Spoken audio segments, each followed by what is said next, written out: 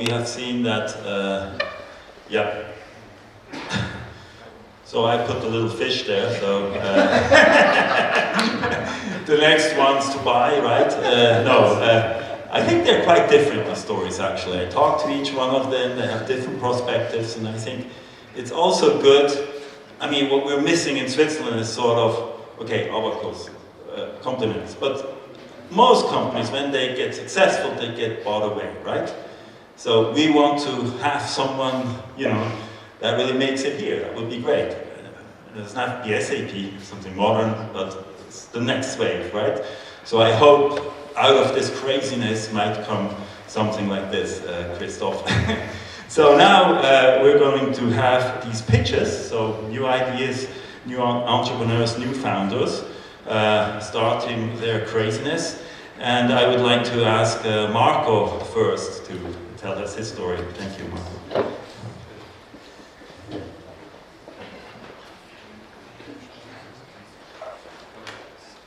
So, thank you, Thomas. I hope our idea is crazy enough. So also for me, a good evening, and let me go through the presentation.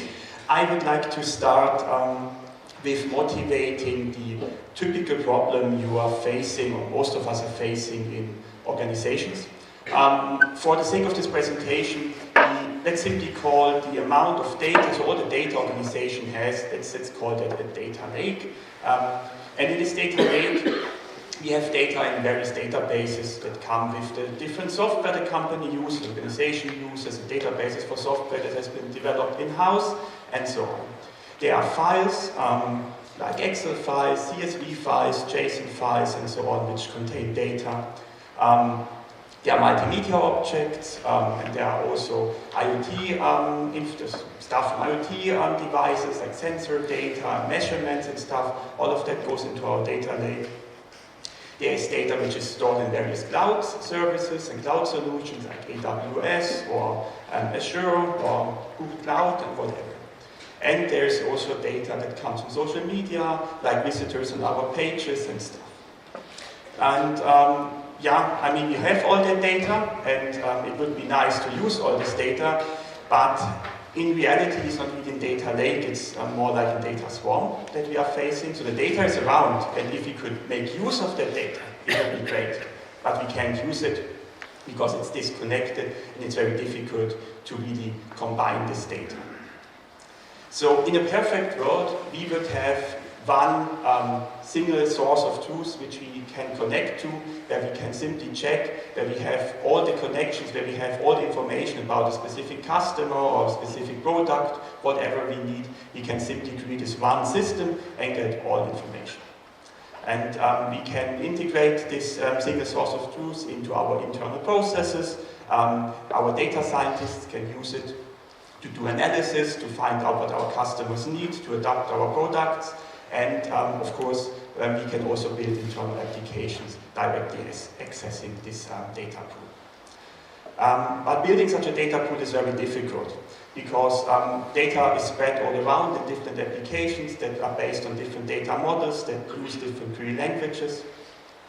Migrating data to another system is either not feasible or is also extremely expensive. Replicating data is also not what you want to have because you get outdated data, data gets inconsistent. So you not have this single source of truth, and if you want to build an application that accesses various sources, you need to use all those different query languages, you need to deal with all those different schemas, and you need to do that every time you want to make use of that. So with Polypheny, we provide a solution for that.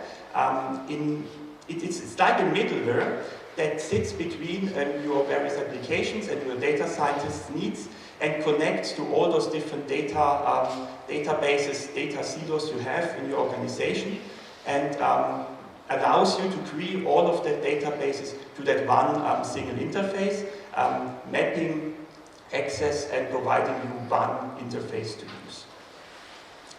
And to do that, Polypheny also maps you between the different data models.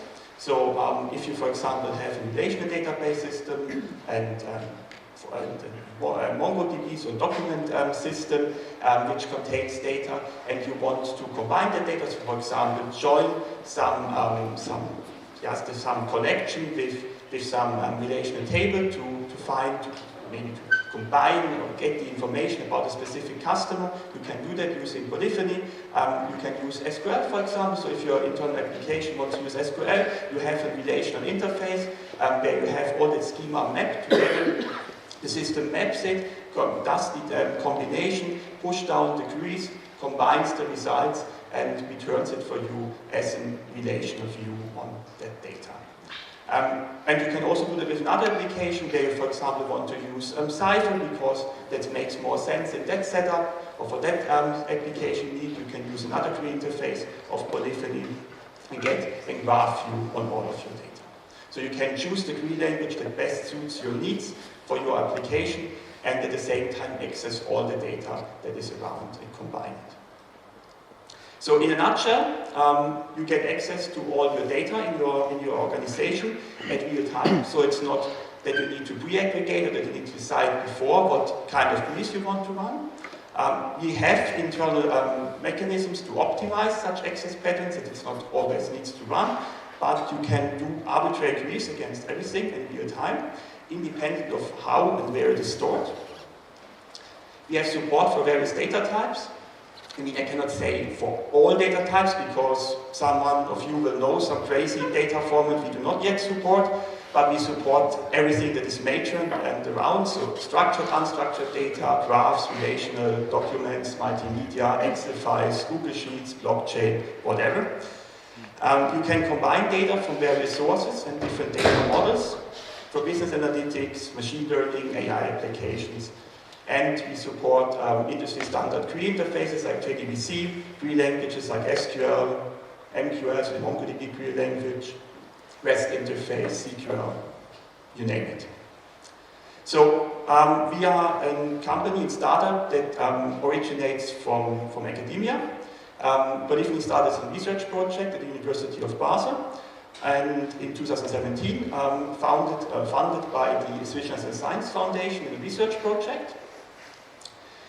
From the beginning, we are an open source project, released under the Apache 2 license. You can find it on GitHub. And 2020 was for us a very important year because Polypheny was chosen by Google as one of the 200 companies which participated in Google Summer of Code. And 2022, we created a startup and are supported by Basel Area, Innovation in Basel, and research continues at the University of Basel. We follow open core model, so that means we offer services for our product, and the software itself stays open source, except for some very specific business things like authentication.